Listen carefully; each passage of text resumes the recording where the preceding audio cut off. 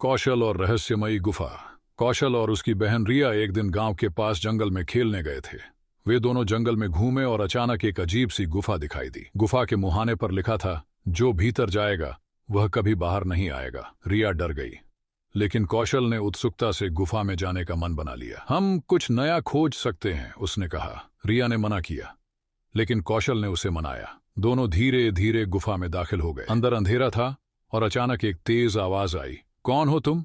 कौशल और रिया दोनों चौंक गए। सामने एक पुरानी किताब की शक्ल में एक शैडो दिखाई दी। वह किताब बोलते हुए बोली, यह गुफा एक जादुई जगह है। अगर तुम मेरे सवाल का सही जवाब दोगे तो बाहर जा सकोगे, नहीं तो हमेशा के लिए यहीं रहोगे। कौशल ने अपनी बहन रिया को देखकर कहा, हम साथ हैं, हम जवाब देंगे। क्या वे सही जवाब दे पाएंगे? क्या गुफा से बाहर आ पाएंगे? यह रहस्य अब भी कायम है। आगे का भाग।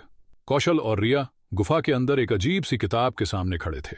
किताब की पन्ने अचानक खुल गए और एक पुरानी गहरी आवाज गूंज उठी, तुम दोनों को मेरा पहला सवाल सुनो। अगर सही जवाब दोगे तो गुफा से बाहर निकल सकोगे। कौशल और रिया एक दूसरे को डरते हुए देखने लगे। फिर किताब ने पहला सवाल पूछा, एक ऐसी चीज बताओ जो जितना आप उससे दूर भागते हो उतना ही पास आती है।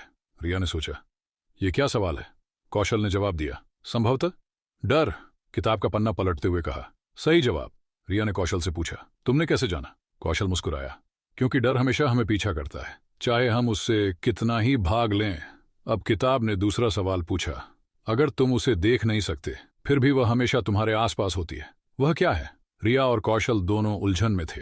रिया ने कहा, यह तो बहुत मुश्किल है।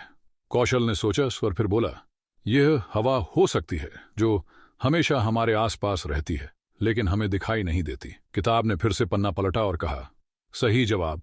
अब किताब ने आखिरी सवाल पूछा, तुम दोनों का सबसे बड़ा खजाना क्या है जिसे तुम खोना नहीं चाहते? रिया घबराई, यह तो सबसे कठिन सवाल है।